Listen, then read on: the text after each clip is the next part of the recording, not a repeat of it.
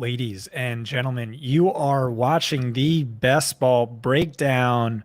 I'm Scott Barrett, joined as always by Chris Wecht, and we have a very special guest today, Shawn Siegele. I love that you have your Twitter handle down at the bottom when you haven't used it in 7 years, I think. But 2017. 2017. So excited to have you here. Draft a best ball team. Before we get into that, I did want to pick your brain on something. I've been sort of mulling this over in my head for a couple of weeks now.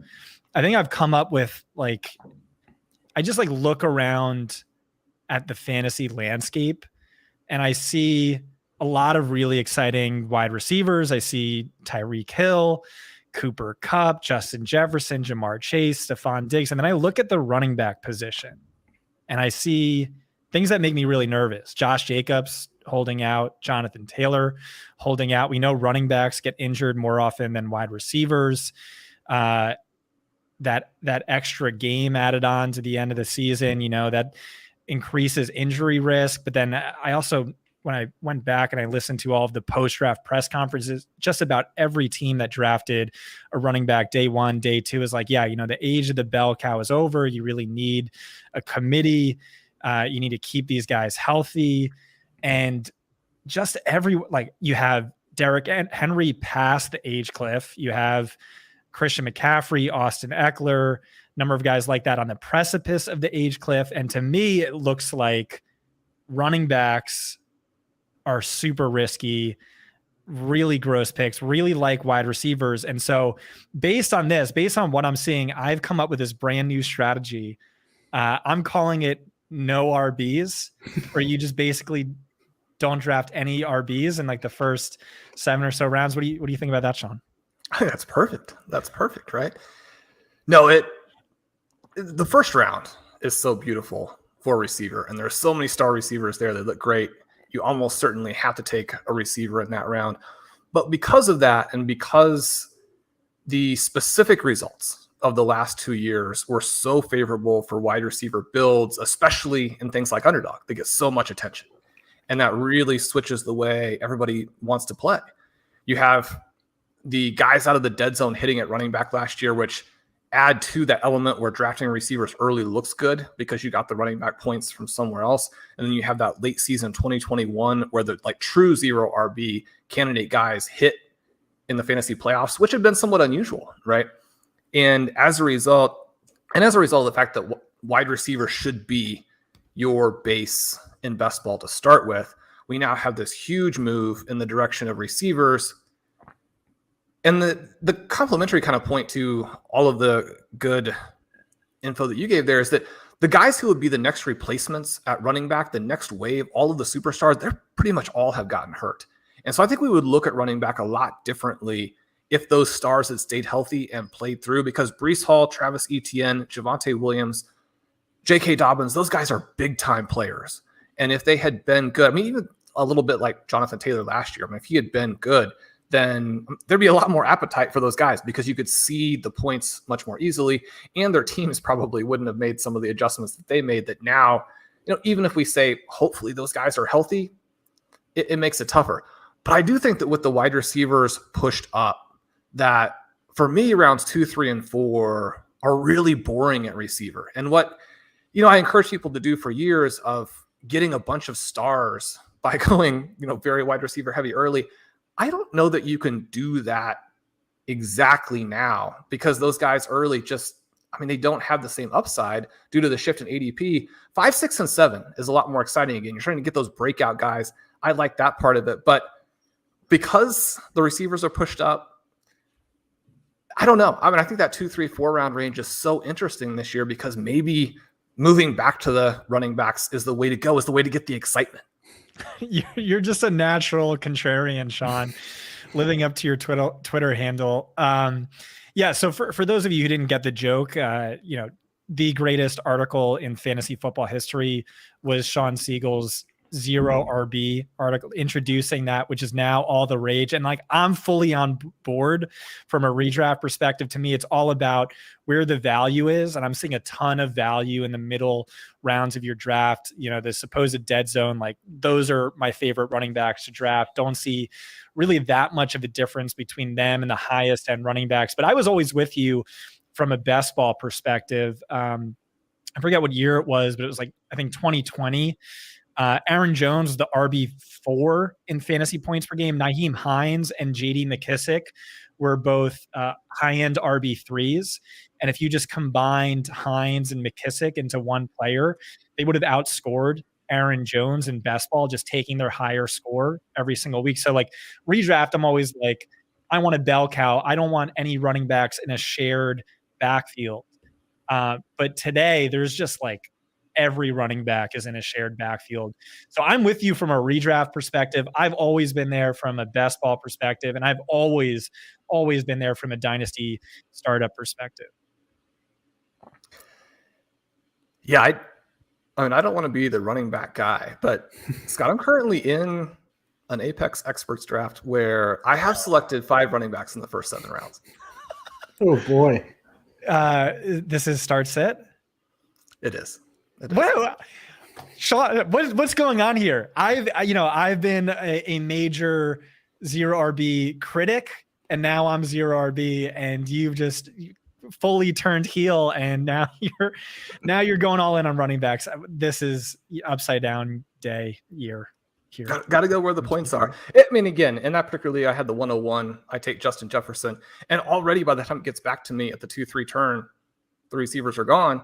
You go for some guys like, a Taylor, a Stevenson, players who could really blow up. And certainly when it comes back to you at the next turn, they're gone again. So maybe you keep going for that position that just almost regardless of how you look at it, you're going to get more points there. And then if those guys hit, you're going to get huge points. Now, every format is a little different in terms of how many running backs you can get into the lineup.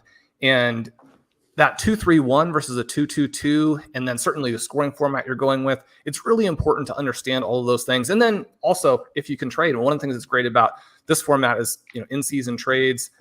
We tend to forget about that sometimes in redraft. And if you're in leagues that are like that, which, huge numbers of obviously readers, listeners, all those types of things, they are. And so if your draft is giving you running backs, I'm okay with taking running backs in 2023, but I mean, it does kind of make you break out in hives and wonder what the world's coming to. What's next? Are you going to finally put out a tweet? First time since 2017, Shawn? I don't think we can go that far. I don't think. No. Okay. All right. What if I told you Fantasy Points was willing to donate $300 to the charity of your choosing if we can get you to put out a tweet tonight? Ooh. You gonna make the kids go hungry, Shawn? Well, I was thinking, again, back to our animal shelter league, there are all kinds of people out there that could use the money. So, you and I may have to chat about it, see if we can get some money. What would you tweet? That's all I want to know. Is it? It would be something about not selecting any quarterbacks in Superflex. You got to go in a different contrarian direction. Oh, interesting. Okay. I kind of like that. More upside for your roster as a whole. We know the quarterback position has this massive safety net because guess what? So in a super flex league, you're starting 24 quarterbacks, but there's still, 32 starting quarterbacks available at any given time. I'm a big Brock Purdy guy. I think he's my highest owned quarterback in best ball. Like him. Start sit Kyler Murray. You can make it so long as like Arizona's not tanking for a quarterback. I like him. Matthew Stafford too. Like if he stays healthy, he should at least beat ADP. Not so much league winning potential there, but I'm surprised just because last year the highest end quarterbacks like were the most valuable. They've been probably in any season over the past 12 years, at least by the data I was looking at. But that's just like the top 3, maybe top 5. But so I'm imagining like if you have like a 111, you're more inclined to punt. You're not going to be passing on a Jalen Hurts if you have a top 5 pick, right? Right. And again, depending on, if we're talking about a redraft or we're talking about leagues with trades, the amount of value you get from even trading out of the 102 or 103. I don't think you can move out of Patrick Mahomes, but anybody else is negotiable. And certainly you get down there to Bijan Robinson. You talked about how just devoid of players there are. And Robinson has plenty of issues. And one of the things that's so funny about the reaction to Ezekiel Elliott signing and Dalvin Cook signing is Bijan Robinson has a better back in his backfield than those two guys do. And he's still going in the first round. So, we work through all of those different types of scenarios. But yeah, exactly what you're saying is the case. Chris, what are we thinking here in terms of the quarterbacks? Are you buying any kind of Adrian Peterson-like season from Kyler Murray? I mean, are we going to see him in week 3 and it's the best version of him we've ever gotten?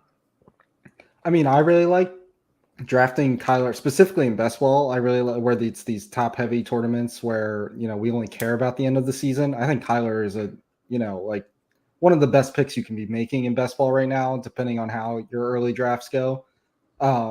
I think he works on if you started elite QB with the Jalen Hurts or Mahomes. I think he works if you just are going 3 late QBs or something like that as like a highest upside version. Yeah, so if I'm going Sam Howell and Desmond Ridder, I can also put Kyler in there. So you mentioned the Adrian Peterson season as it relates to Kyler Murray. I don't think that's even necessary. It's just like, okay, he's QB 24 by Underdog ADP. He ranks 3rd in fantasy points per game over the last 3 seasons. But okay, he's coming off of this ACL surgery, so we should median projection shave off 30 to 40% of his typical rushing production. Right. That makes sense. But like fantasy football and especially tournament style leagues like Underdog, you don't care about the median projection so much as the bull case argument. And I'm looking back at Deshaun Watson, who tore his ACL as a rookie late in the season in November. He comes back, hits a career high in rushing yards, but in the second half of that season, he averaged over 40 rushing yards per game, easily a career best over any 8-game sample. The rest of the time, 29 rushing yards per game across his career. And so it's just, if Kyler Murray, not even career best, but just comes close to what he's been, could be a juggernaut in this format. And that's another argument, or that's another feather in the cap for all late round QB drafters in this format, I think. And I think, what you say there about, the timing of the rushing value. And the other element too, we don't know if this offense might actually be a little bit more favorable for him running. There's a possibility that he's been really held back. Now, I'm not necessarily predicting that as what we're going to get, but when you think through the possible scenarios for a unique talent like that, I do think it's exciting.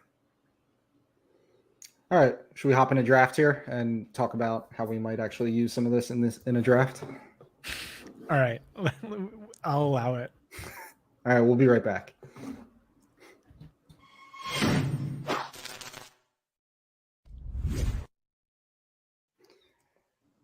All right, we're doing a normal thing we normally do here, Best Ball Mania 4 draft. I'm going to enter it now if you want to get in with us. And looks like it's already almost full. Shawn, do you have a spot that we seem to really get lucky here with the early picks on this stream when we do this draft? Do you have a range where you what's your tier break for draft spots in these tournaments? I think probably the 108, 107, 108, that would be the only range that maybe you don't really care for.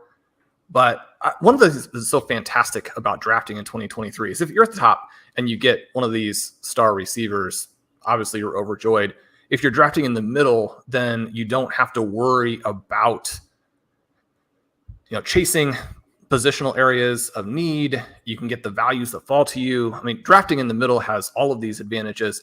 And then, when you're out there at the back end, this is the best season for drafting out of the 110 to 112 that I've ever seen. Love the guys there at the 1-2 turn, but also love the guys at the 3-4 turn and some of the things that you can do as the draft progresses. I don't think you can get it wrong this year.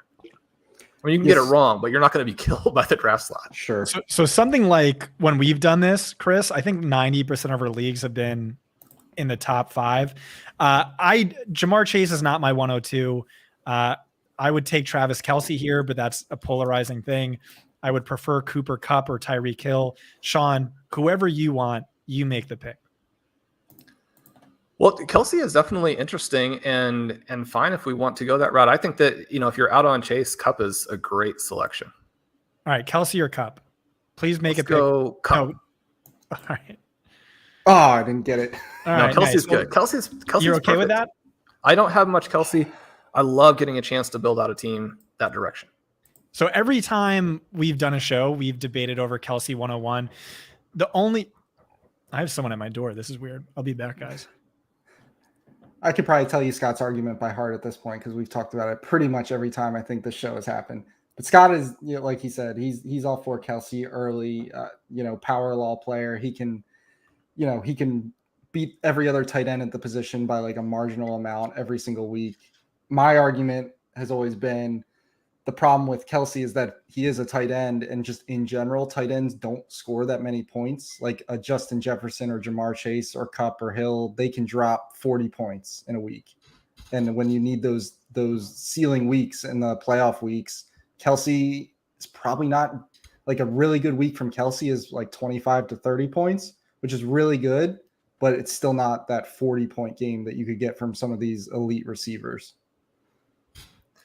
The thing that I always and was completely wrong on last year, but my concern is that as he does get older and as the Chiefs continue to address their receiving core, 2021 was a lot different than 2022 in that, his advance rates were not fantastic. Now, the thing that is great about the elite tight ends is that if you know what you're doing overall and you draft a really strong team, your structure is good, you've got the right player targets, you're not as worried about the fact that maybe he hurts you during the regular season because you're confident you get through anyway. And then when you're in that playoff portion of it, the elite tight end, that's when they can really rampage and set your team apart. So it's a kind of a confidence pick there at the 102 that you're going to do the rest of it right. And from that perspective, I can really get behind it. Yeah, to me, it's all, relative value. And in the underdog format, it's like for those playoff weeks, who's most likely to be the highest scoring tight end in any given week? It's probably Travis Kelce, who, by the way, did have multiple games with at least 30 fantasy points in the half-point PPR format. I think the best counter argument I've heard is just like Darren Waller is, I am insanely high on him. So why take Kelce when you could take Darren Waller so much later? But this sets us up for my favorite type of draft. And like, as a Chiefs fan, hopefully you're on board with this, is to go Kelce, Mahomes. And then, like, honestly, you don't even need to take a second tight end. You don't even need to take a second quarterback. The thesis is, okay, you get in through the playoffs and then you have the quarterback most likely to be the highest scorer in any given playoff week, the tight end most likely to, et cetera.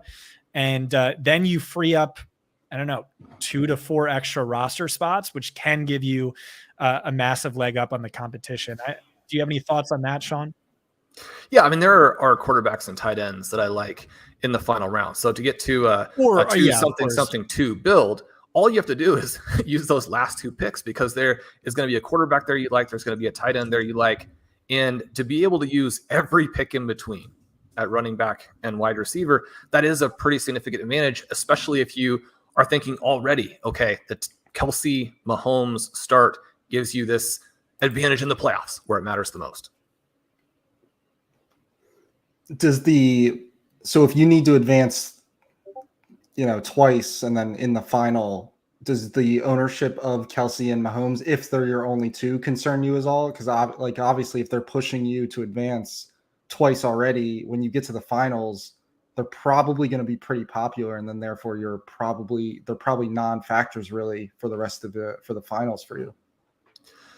Yeah, it kind of depends on exactly how those first couple of rounds work. It'd be awesome if your QB that you draft in round 17 goes off in one of those weeks and takes out some of the Mahomes rosters.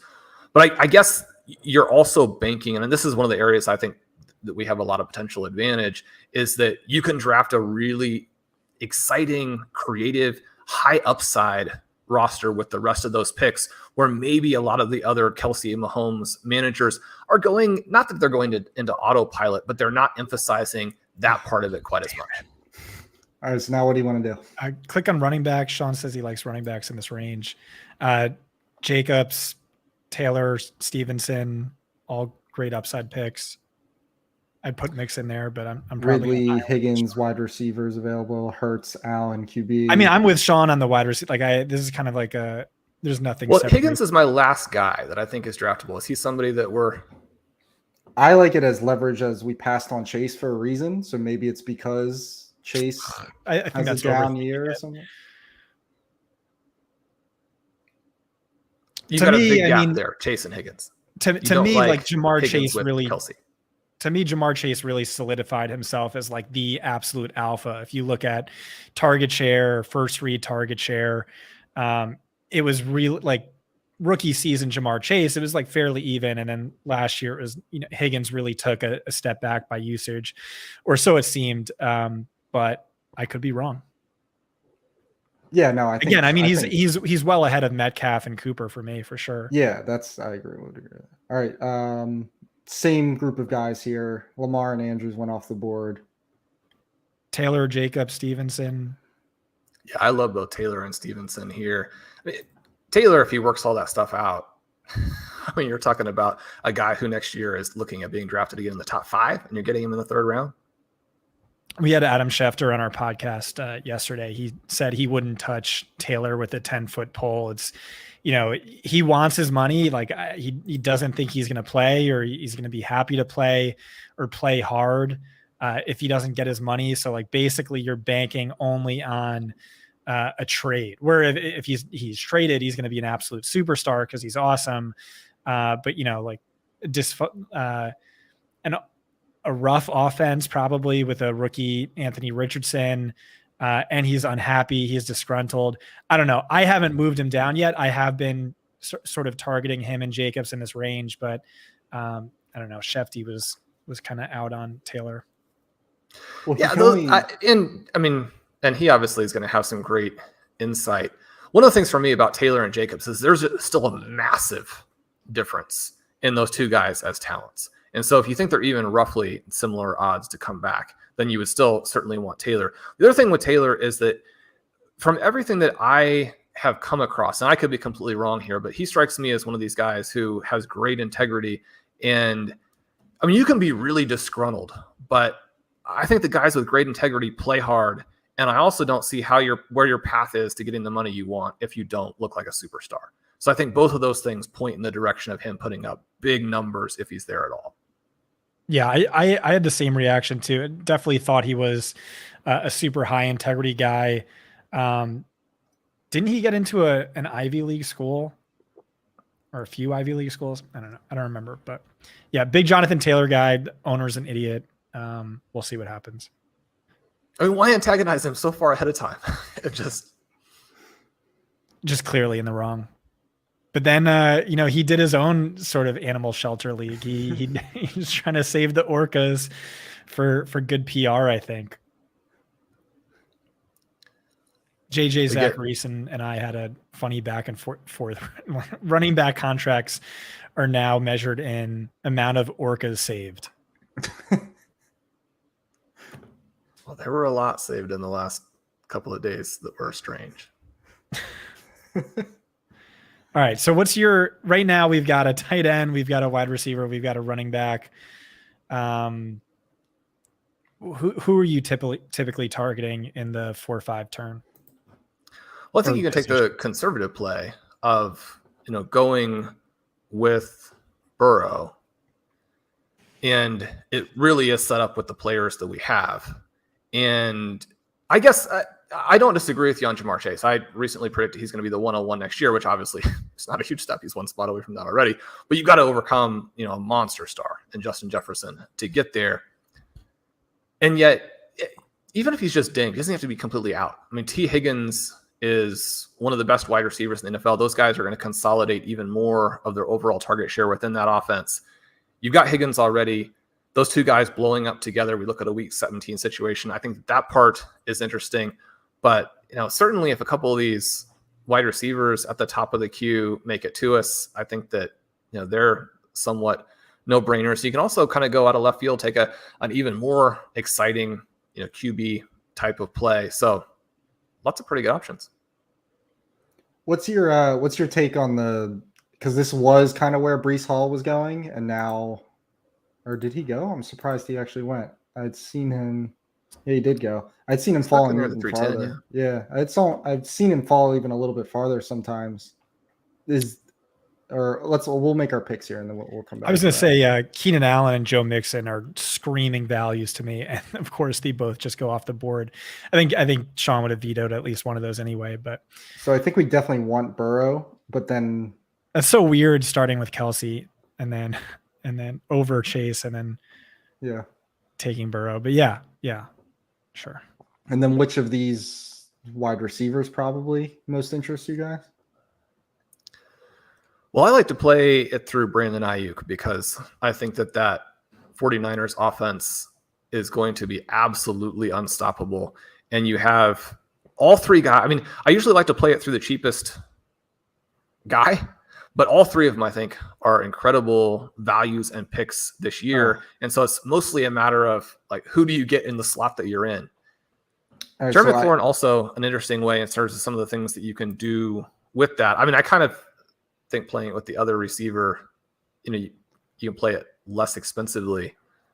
Scott, who do you like here? Hopkins. Probably Hopkins or Deontay. I do like Deontay Johnson as a really strong way to play it too. All right, let's go with Deontay. You're not buying George Pickens, who's much better than Justin Jefferson. Well, I mean, he's given himself a 99. Twitter, so you might have missed that today. He's given himself a 99 in all the metrics. So that was one of my favorite pieces. I absolutely love George Pickens. I take him everywhere. I think that, again, both guys, right? But Deontay Johnson constantly open. If he could go through a season where he didn't drop every pass, and I mean, the Steelers offense is just in much better shape than it was last season. You're going to get the touchdowns. Deontay Johnson, if you just can make yourself forget a few of the things that happened last year that are not predictable what's going to happen this season, I mean, he's a better pick than the guys going in round 3. So beginning at 5, just perfect way to go. Yeah. If you're not on Twitter, you might have missed it. Ryan Clark was trending because on ESPN, he said Pickens is much better than Justin Jefferson. Also earlier in the year, someone was trending for saying Christian Watson had significantly more upside than Justin Jefferson. 2 hot takes. I actually just shot out a dynasty offer, Pickens for Justin Jefferson in a league, and they declined it. So Ryan Clark is not correct, is what you're saying? No, I'm with Shawn. ESPN has this stat called Open Score, and Deontay is ranked top 3 in it every season of his career. He led the league last year, became the first wide receiver ever with more than 110 targets and no touchdowns. That's definitely going to regress to the mean. But the fact that he seemingly gets open at will is going to lend itself towards more targets, and targets generally translate pretty well into fantasy points. He's prior to last season and over the previous 2 years, he was like an easy high-end wide receiver 2 on mid-range wide receiver 1 volume. So I like Deontay. I don't know about him as a spike week guy, but he definitely raises our floor, I'll say. They also play the Bengals in week 16. So we've got the Cincinnati stack with week 16 and week 17 correlation, which is pretty nice. That. You want to test Chris here, Shawn? Chris has every week 17 matchup memorized and probably like 75% of week 16. No, I'm not that good at week 16. How about the Jaguars? They are Carolina. Look at that. That game is going to go nuclear. It's not fun drafting Jaguars and then being like, oh, I feel like I need a Panther on this team. Right. Although I do like taking Mingo. I have a pretty good share of Mingo. Yeah, I've become sort of the Mingo guy, Shawn. We've talked a lot about the prospects, but I just thought his analytics profile, if you make some excuses, his analytics profile was intriguing, where I feel like everyone else is just like, this guy stinks. Which, like, maybe, probably, but. Well, he had some freak score comps to guys like a Chase Claypool, a little bit different body types, but a DJ Chark. I actually like Chark. And obviously don't talk too much about this because this isn't the area of expertise, but then you go watch Mingo, even in the season, this final season, where he actually does put up some numbers. I mean, his highlights, even your highlights are bad. That does discourage me. When you're like not separating from college guys in the only plays that you made in college, I don't know. It's disconcerting. Now he's gotten some good camp reports, and if he gets great quarterback play, it's wide open. So you can, I mean, if things break right, you can score some serious points there on, that combination of supposed athleticism and volume alone. That was a good comment we just had up that Thomas just had up a second ago. Do you guys, so with the way this draft has played out so far, if we had gone Cup or some other wide receiver where Kelsey I mean, I would go Chase if we can go back in time. Just for the mega. I think we're actually not in bad shape. If I do like this crop of wide receivers here, even Quentin Johnson too. If we can get two of those guys around. Yeah, I would definitely take Jordan Addison over Quentin Johnson. I actually kind of like the Kelsey with Burrow quite a bit. So okay, good. That's a pretty fun way to have it all set up, I think. We're on the clock here. I don't mind Evans. He's a little bit past ADP. What do you think? I think the Bucks guys are pretty undervalued, even with the terrible quarterback play. That said, I do draft Dotson constantly, and I think that if Howell breaks out, Dotson's fun. All right, we'll go Dotson first, and then you like Addison too. I'm Addison over Quentin Johnson too. Really, either of these guys with our next pick would be. I mean, Javonte, I think, is a great pick if we wanted running back, or James Conner over Javonte for sure. Yeah, I'd like those, but when we come back around, we are going to be in the total dead zone for receiver. And I feel like we want one more good one.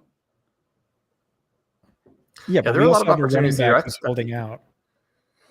And that's, going with one of these two elite tight ends right here is pretty interesting. I mean, Mike Evans, the value.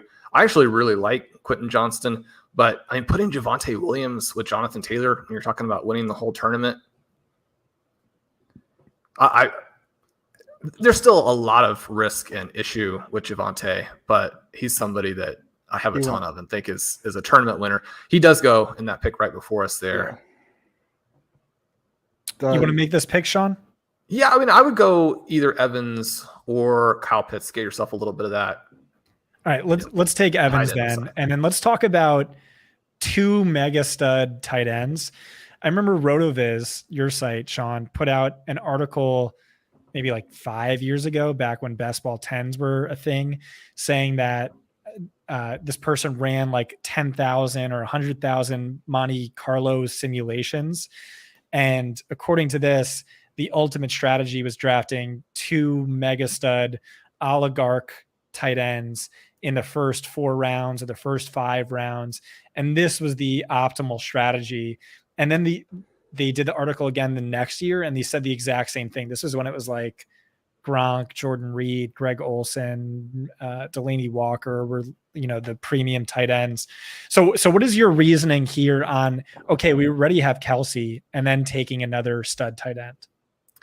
Yes, I think that the upside for Pitts, and again, we talk about like, how would you get through the tournament and can those guys score points? I really like to play Pitts over London because, I mean, there are some reasons to believe that London might be significantly better, but I think that you look at some of you look at the targets per route for those two guys, both astonishing. You talk about what Pitts did as a rookie, even when there were some real problems with his peripherals. And people talk about, well, I mean, that was, what else was Matt Ryan going to do? But I mean, he did it with a quarterback who was completely washed at that point as a rookie.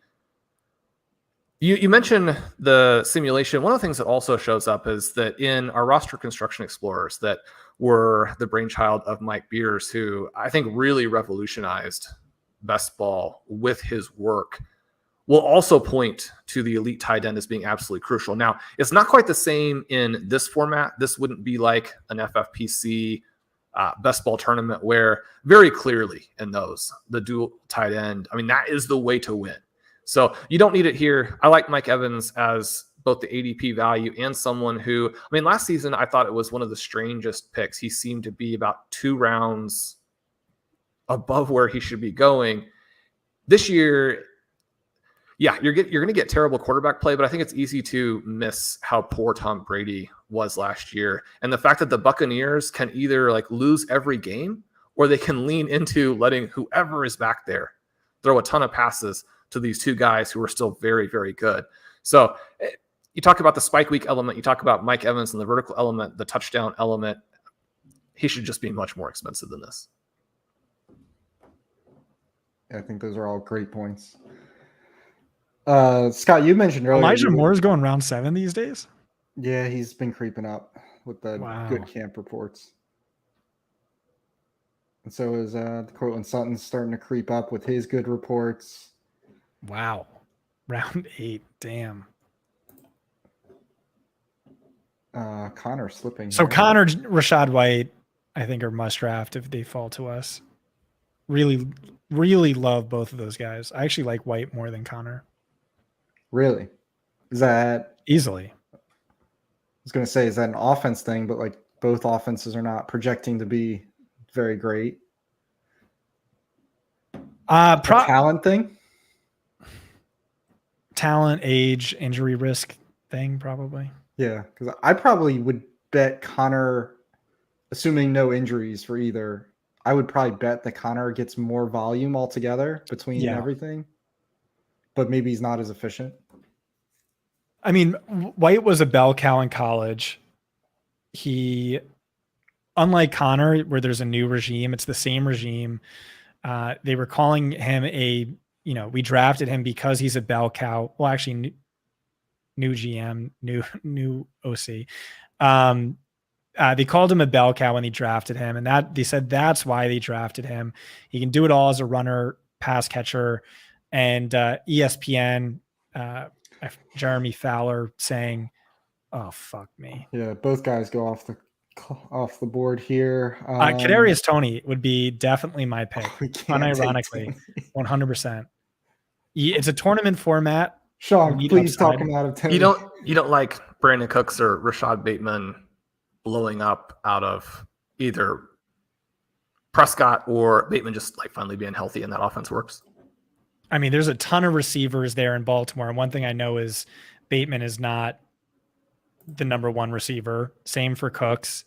Kadarius Toney, I think, like has legitimate like top 10 fantasy point per game upside, which those guys do not have. There's of course more risk, but everything coming out of Kansas City this offseason is like they were betting on Toney to be their number 1 receiver, potentially in the Tyreek Hill role, which was super valuable for fantasy. I would vote for Toney, but I could also get on board with Isaiah Pacheco. We're a little light at running back, and it's about to get scary.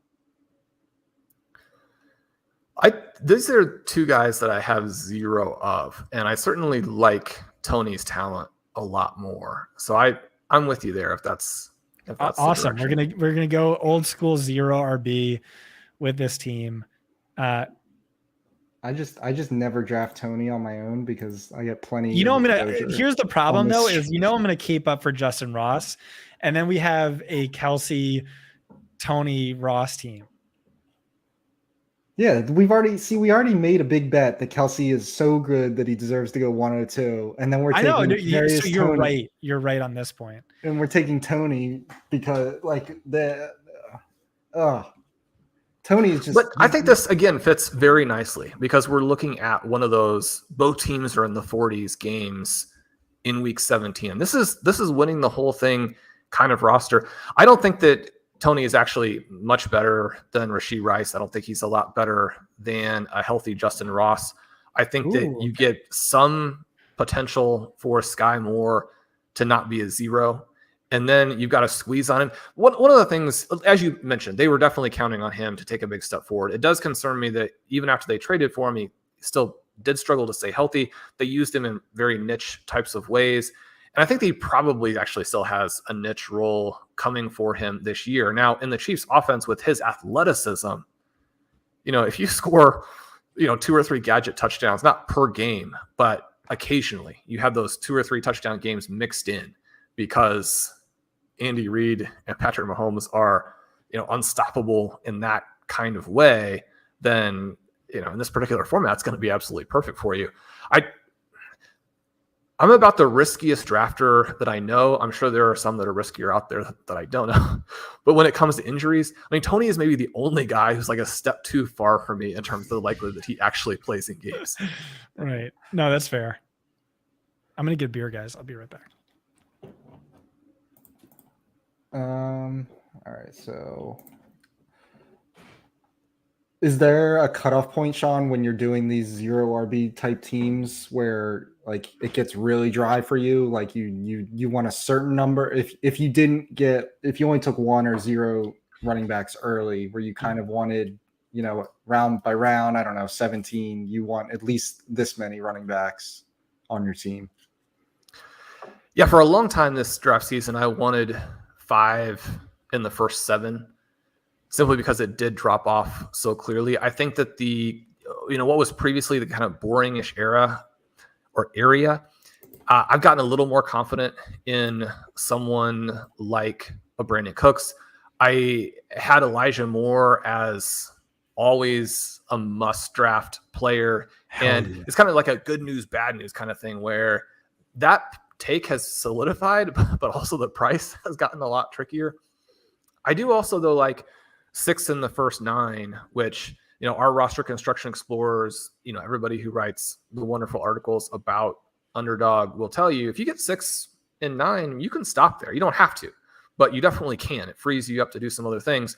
So, that's something too with, making a couple of non-wide receiver picks in the first 4 rounds. Then once you start to get pretty heavy here, that really balances out what you've done in the single digit rounds very nicely, because the single digit rounds, they really need to form the core and the identity of your team. Yep. All right. We're coming up here. A couple tight ends at the top. We're probably not really looking at them. Charbonnet, A-Chain, P. Ryan, McKinnon, Jamal Williams, Tank Bigsby. I think Jerick McKinnon is not someone you necessarily need to draft in start sit, but because I think he's going to be like free off waivers at a certain point, but I think he's like an awesome 0 RB pick. We can talk about him in a little bit after we make our selections. Who are you leaning towards here, Shawn? I really like A-Chain and then P. Ryan. I had a huge P. Ryan share early, and then obviously you kind of let that come down once you get the Javonte Williams news, but you miss on him here. He's going to be, very involved, and we've seen the backs with Peyton, that number 2 back, can score a ton of points too. Who do you think is it definitely just Jeff Wilson that's the odd man out in terms of touches and fantasy points in that backfield? Or do you think there's any chance that, like, who of the 3, like, do you think ADP is correct that Wilson should be the last guy going by the margin that he is? Well, you see different ADPs in different formats. Obviously, you tend to think of Underdog drafters as being the most tuned in. I was going to ask you guys that kind of where you were on the backup. But for me, the pick with A-Chain is just that I thought that he is not going to be bothered if they sign somebody, whereas the other 2 guys get squashed completely. So it kind of weirdly, sure. I'd been drafting the most expensive player throughout. Now I actually want to go back in and add more Mostert, add more Wilson, because they're looking pretty good now as well. All right. Do we want to go another RB here with McKinnon, Williams, Bigsby, Damian Harris? Shawn's the 0 RB expert, so whatever he decides is cool with me. It's a good team to add a little bit of McKinnon to hit the RB there and see, do we have some even later options that are kind of more fun? Jaylen Warren is a fantastic pick too. All right. So Shawn, you are a Chiefs fan. Do you know when you're in the Super Bowl, you're allotted 7 captains? Do you know who the 3 offensive captains were for the Kansas City Chiefs in the Super Bowl? I'm trying to think of who they would be. I do not. Do we have some insight into? Yeah. like the real heart and soul of the team here? I was gonna say, why do you know this guy? It was Patrick Mahomes, Travis Kelce, big surprise, and Jerick McKinnon. And so maybe 2 months ago, we were drafting, and it was a Mahomes team. Oh, by the way, we have so many fucking Chiefs, and I'm going to lobby for Justin Ross. This is what a mess. Mahomes goes the pick right in front of us. So we were talking, and Chris was like, yeah, I don't know about Jerick McKinnon. I just feel like they kind of want to hide him until like really late in the year, and then they let him explode like he did last year. Last year, over the last 6 weeks of the season, he was the RB2 behind only Christian McCaffrey, maybe like a 50% snap share and then an 80% snap share inside the red zone. So like massive touchdown upside, massive spike week potential. And then a beat writer said the exact same thing, like quoting Andy Reid or whatever. It's like, yeah, we want him fresh for the postseason. So we're going to take it easy on him in the early of the year. And Chris, when he first brought it up, was like a kind of a negative, but to me, it's like, that's exactly what you want. You want that power law potential for the fantasy playoffs when fantasy production matters most. And so if they go that route again, and he's anything close to the guy he was last season, I think that's awesome for this tournament format. And so for like start sit, I don't think you need to draft him, because I think he's going to get dropped by like week 8 if they go that route. But then, like, let's say you went super 0 RB, your running back room is super thin. You have that theoretical upside to fall back on for the fantasy playoffs. Yeah, and we know that McKinnon can have those huge games, even though he seems like a guy who, in half PPR doesn't fit. But anybody who's going to be design touches at key moments of the Kansas City Chiefs is a fit. The other element is just that they still have real problems there in their backfield. Among running backs with at least 150 rushing attempts last year, so you're starting to cut it down to the guys who do get a pretty big workload. But Joe Mixon and Leonard Fournette, probably the 2 least talented backs in the NFL, were the only 2 guys with lower evasion rates than Isaiah Pacheco. And then Pacheco also, if I'm remembering correctly, his final year in college was charted with 1 forced missed tackle. 1. He loves contact. And I was a big hater on him coming out, and I thought I was wrong, but this is encouraging. Well, and the situation with him and the situation with Rachaad White, I love because they have the athleticism and the receiving ability, and you combine those, and you're like, not only does the guy get the high value touches, but when he catches in space, any play he could be gone. The thing that has disconcerted me a little bit with how he actually looked as a rookie, and then you go back and you dig into some of the other things that he did there in his final year in college, is that, his evasion rate numbers, the broken tackles with the forced missed tackles, very poor.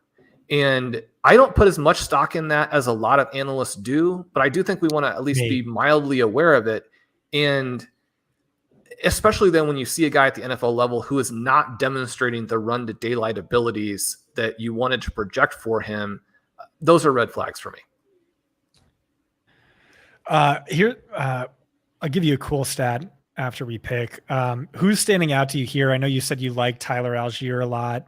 Van Jefferson, our fantasy points resident insider, Adam Kaplan, is saying Van Jefferson is going to be closer to Robert Woods 2 years ago than what he was last year. He was dealing with a serious injury, and that's why he kind of underwhelmed.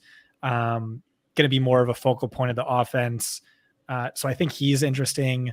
What are you seeing here? Well, I always have a hard time clicking on Algier because through various formats and ways, I have a lot of Bijan. And I can't, it would just be so devastating if he got hurt. But Algier is another clear league winner, right? So when you're talking about winning the whole tournament, Algier is a lot better than people think. The price on it is great.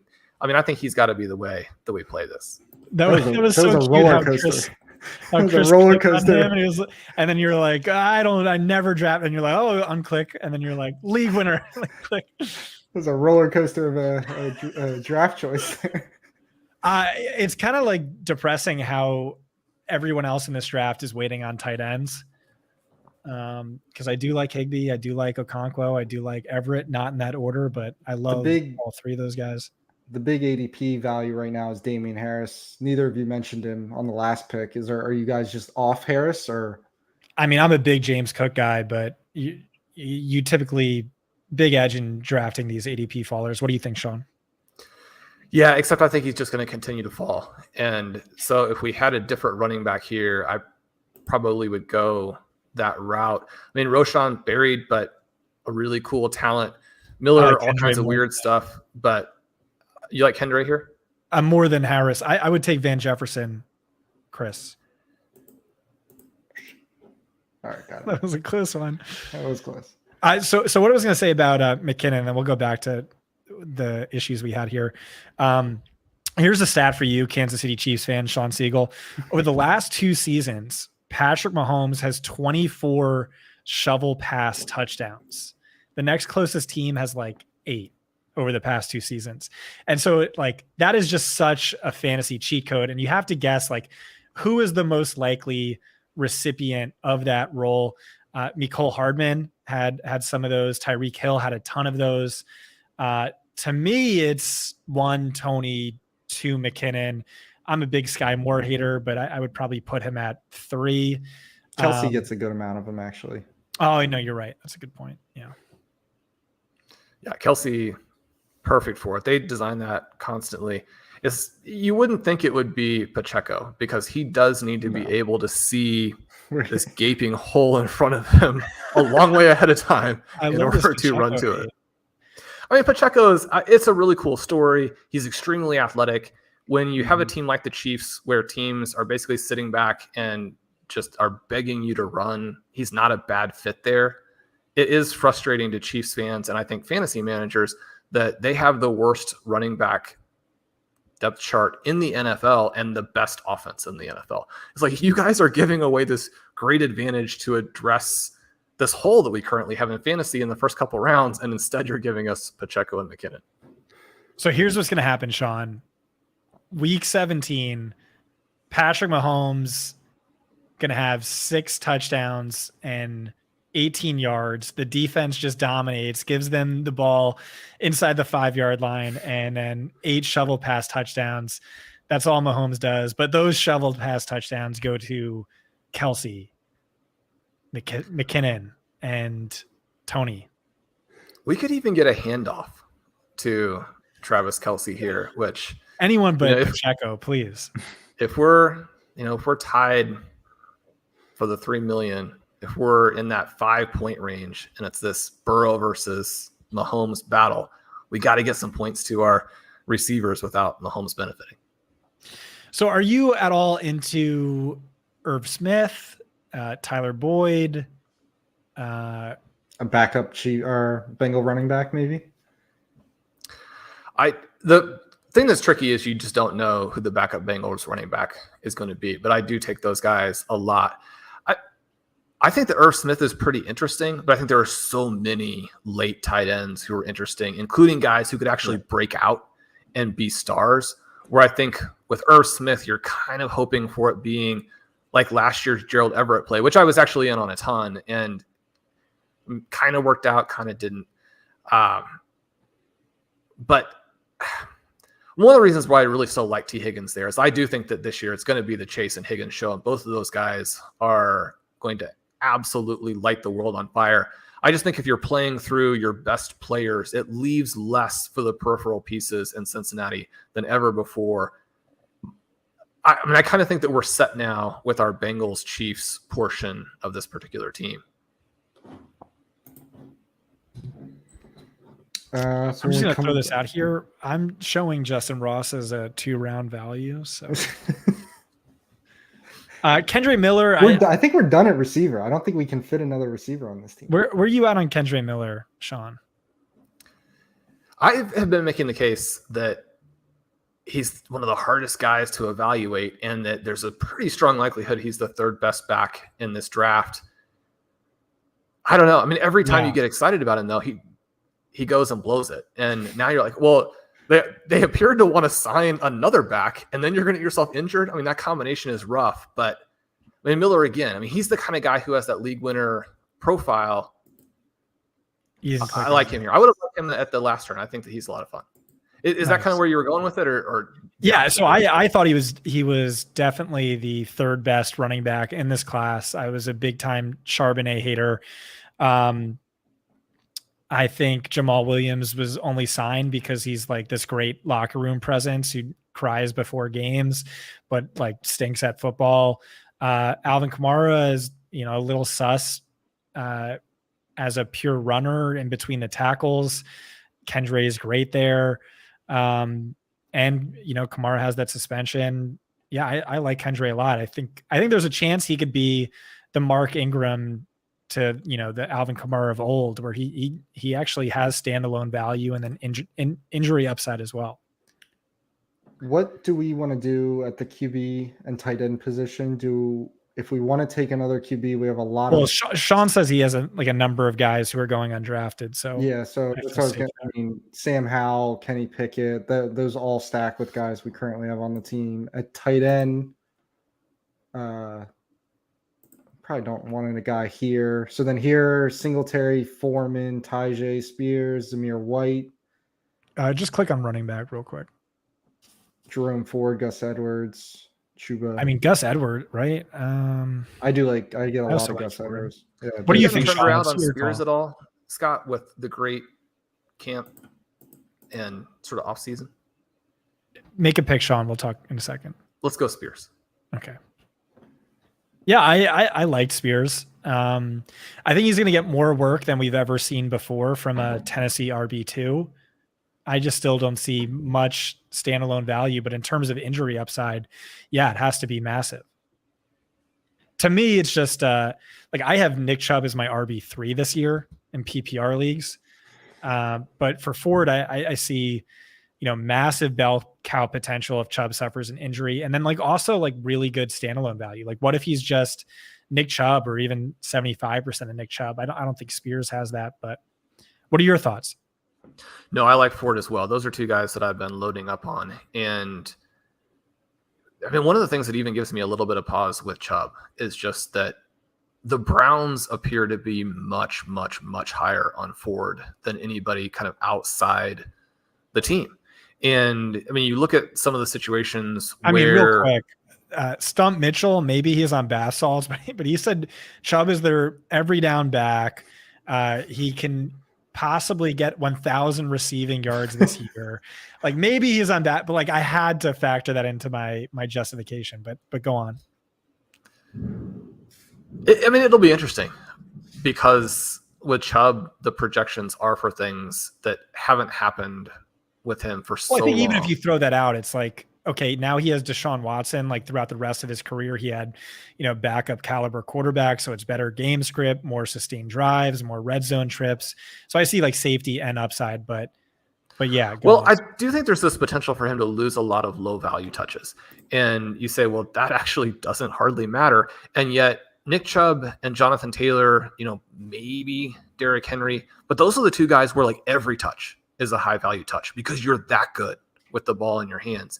And so for Nick Chubb, I don't want him to lose, any touches, even as a runner and maybe especially as a runner, because we're going to look back at this stretch because there were some other interesting names during the time and just marvel at how good of a pure runner Nick Chubb was. Now it's still a very different thing in terms of what that means for fantasy, but yeah, if they're going to be much more spread and pass oriented and they lean into Deshaun Watson, Deshaun Watson was terrible for a lot of those guys at the end of last season. Doesn't mean it'll be like that this year. It's a completely different story now with him, not coming off of what he's coming off of. But I do think there are some concerns that have to factor in. But when you look at the way that the Browns have deployed their backs and the enthusiasm that they have for Ford, at least apparently, yeah, there's standalone value there. Yeah, the other argument was for Gus Edwards, who, J.K. Dobbins has missed more games than games he's played throughout his career. He's always been in basically a perfectly even 50-50 committee alongside Gus Edwards. We know Konami code quarterbacks are a cheat code for the running backs in terms of ground game efficiency. It's a brand new offense that Dobbins has missed a lot of valuable practice time for. So I see really good standalone value for Gus Edwards as well, with a bit of injury upside. can I interest you in Justin Keaton Ross? Mitchell? Justin That's Ross, the, who's an ADP These value. are the only players an available. ADP These are the value, only. Chris? You know what's going to happen is he's Jerome going to finish. Ford is almost 15 picks past ADP, and we can Okay, but just promise me if Ross falls to us, we take him. Promise me. then we're only going Promise one QB or tight end.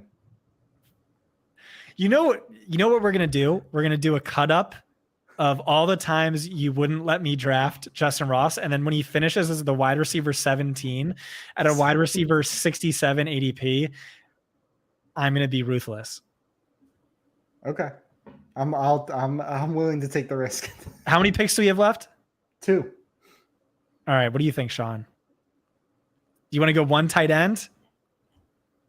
Who do you like here? Just tell me who you like. Hunter Henry is the star of training camp, apparently. Click on quarterback. Well, we please. kind of have to take Hal here. Yeah, is that your guy? Yeah, it's such a, I think Howell loses the job week 6, but that's just me. Week 6? Well, if you think he's going to lose it, then we're getting. I don't know. I mean, he's all right. Just take Justin Ross, please. Fuck it. Let's. Or Mac Jones, I guess. Or Hunter Henry. Shawn, do you have a tight end that you like here? Then let's go with Henry. Do it. It hurts so bad. There is no world on this team where taking McKinnon, Tony, and Kelsey and Ross works out for us. I would take Ross over Kadarius. I would take him over Kelsey. I would take him over. We had to have stopped you then. I know. You were at the Tony part of the draft. We didn't get the job done because I don't think you realized how many drafts we've done where you've gotten in your own way of getting Justin Ross because of the. What's your exposure? Tell me your exposure, Chris. If it's not 100%, it's too low. He is the skeleton key you needed to win it all this year. Shawn's a little bit on board with me, except he's a Rashee Rice fan as well. I told you before the stream I'm a little worried about Justin Ross, but I'm too committed at this point to go back. That's what I want to hear. I'm going to pay Thomas, who's our producer behind the glass right now. You can't see him. I'm going to pay him $300 to watch every single best ball breakdown and do a minute-long cut-up of all the times you've cock-blocked me on Justin Ross once he finishes as a league winner, which is guaranteed to happen. I have 4% Ross, which is probably every draft. What? That's not, dude. That's like 2. It's not many drafts. That's horrible. That was the guy you needed. You automatically win if you have Justin Ross, and you're only going to win 4% of your drafts. That's not good. If it were up to me, I would legitimately have 70%. I have willingly taken him on DraftKings best ball drafts at times. Yeah, but I don't split $3 million with you on DraftKings. All right. So what are we doing at QB here then? Because I mean, definitely Mac Jones, guaranteed starter. Right? Yeah. Finally, as a competent play caller. I don't understand the Mac Jones ADP. How is he still behind like Ritter? No, it makes no sense. Who else did? Even Howell. I mean, I like Howell's upside a lot too, but I really think Howell gets benched week 5. That is definitely a possibility. Yeah. I'm distracted every time I hear that because, I mean, Sam Howell. Come on. He's good. Come on. But Desmond Ridder, I think, massively undervalued. I have a huge amount of Mac Jones, though. And, I mean, he did just go, so he's no longer in the mix Father for us. Whale had no reason to take Mac Jones. He's just trying to screw us over here, apparently.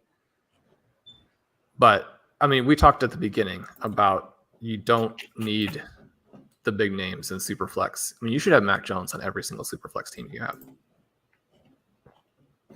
Does that Superflex take you have with the QBs apply to these best ball large field, like when Underdog does with the large field Superflex tournaments too, where you 3 playoff weeks at the end? Do you not really care? Would you not really care who your QB2 is in that one?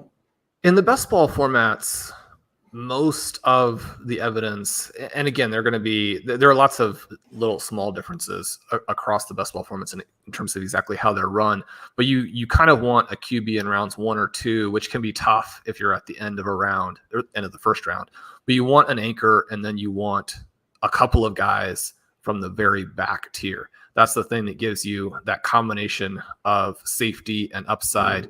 Certainly need to hit on your anchor, but then if you also hit on one of those other 2 guys, the rest of your team then just gives you this massive competitive advantage. You've got too many good players for the rest of the field. So that's the way I like to play it in best ball, as opposed to, a dynasty format, for example, where you can take a little bit of a longer view and you can win with some of those other guys in the flex. Would you be okay taking not projected starting guys like a Heineke or something like that? I don't have as much interest in them unless I think there are huge backup talents. I mean, I don't think that he's going to play a lot, but I mean, Minshew is the guy who is the most interesting backup. That's fair. All right. So Garoppolo, Ritter, Mayfield. Mayfield, we have Mike Evans on the team. He's going to get replaced by Kyle Trask like next week. I think it's Jimmy. All the reports are that Trask is even worse than Mayfield. I believe you both stink, I think, is the important takeaway. It would be Jimmy or Ritter. Ritter is probably the least accurate quarterback in football, but he could theoretically run. Yeah, he's going to run some, and I mean, that scheme surprised me, guys. I have to be so bad. Sorry. Wide open. What do you think? Where do you think the Falcons' offense ranks in like offensive EPA by the end of the year? They're going to be really effective. I think they're going to be one of these really high success rate teams, and they're going to have then the splash plays off of it.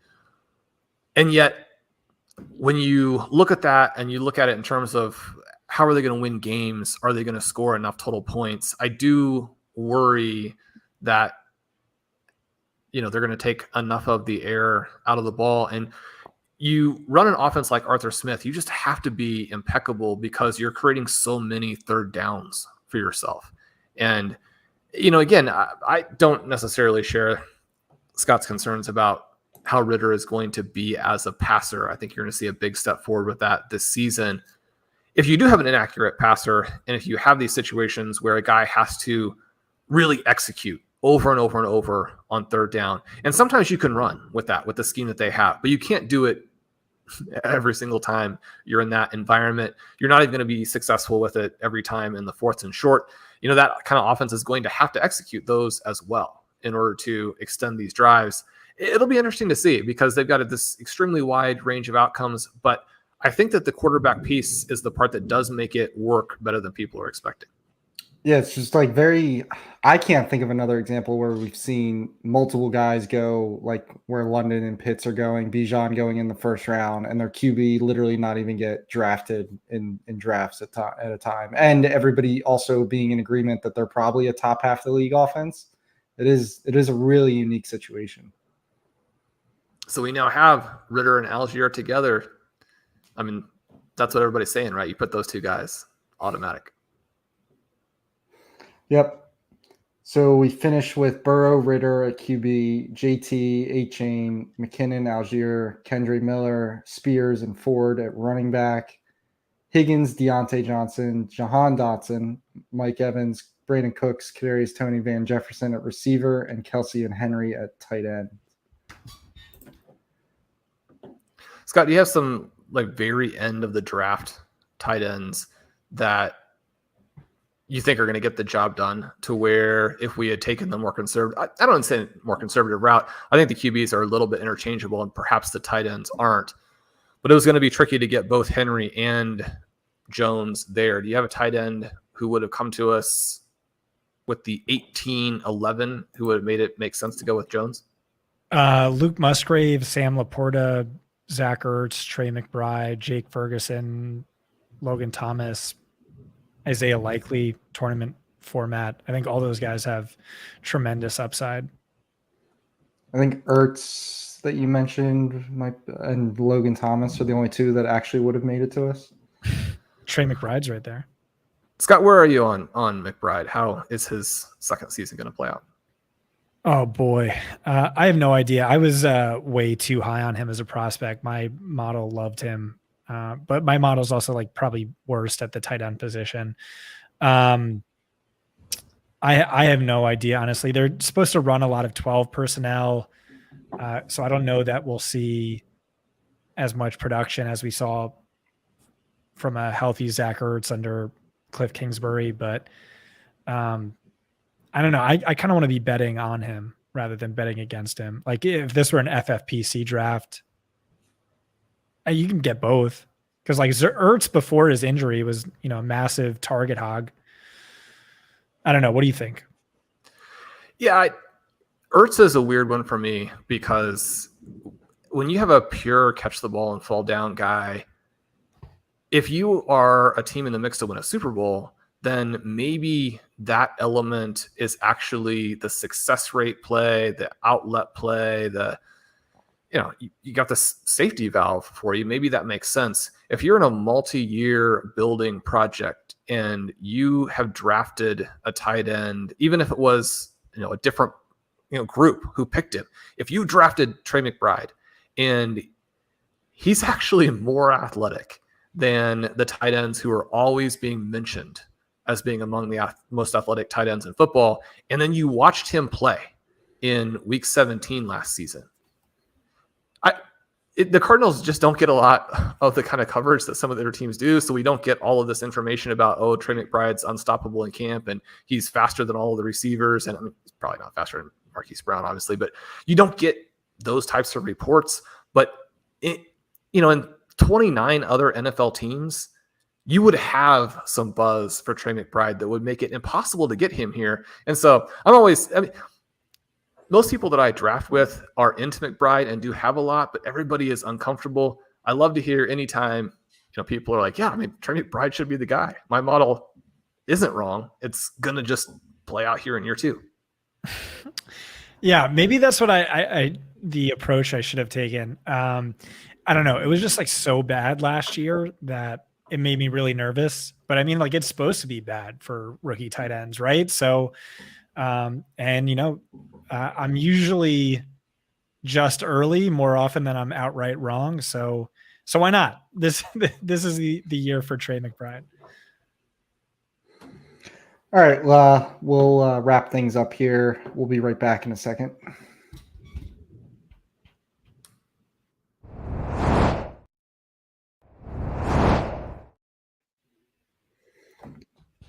All right, Shawn, thanks for joining us. Always good to get a bunch of different contrarian takes on top of Scott's already very contrarian takes about best ball drafts, and definitely a more unique team that we've drafted, but I think still a good team overall. Yeah, I really liked it. Having Kelsey in there and not getting Mahomes was perfect to get Scott out of his comfort zone on that.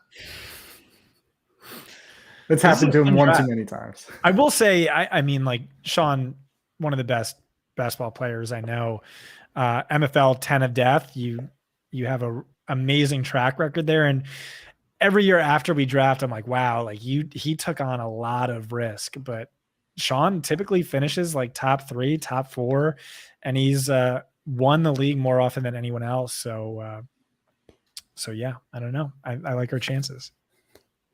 Well, it's nice of you to say that. And I just am addicted to playing the risk with the fantasy football. It's the most fun way to play. And if you're not having fun, then, what are you doing? So I like that part of it. Anything you want to plug before we close it down? We got lots of great stuff going on over at RotoViz. I had 2 more articles out today, a lot covering Dynasty, if there are people in for that. Scott's smirking over there. But we got the roster construction explorers for multiple formats on your best ball. We have some of the best ball players, I think, in the world, with Connor O'Driscoll as an example of an FFPC overall champion. We'd love to have you guys visit.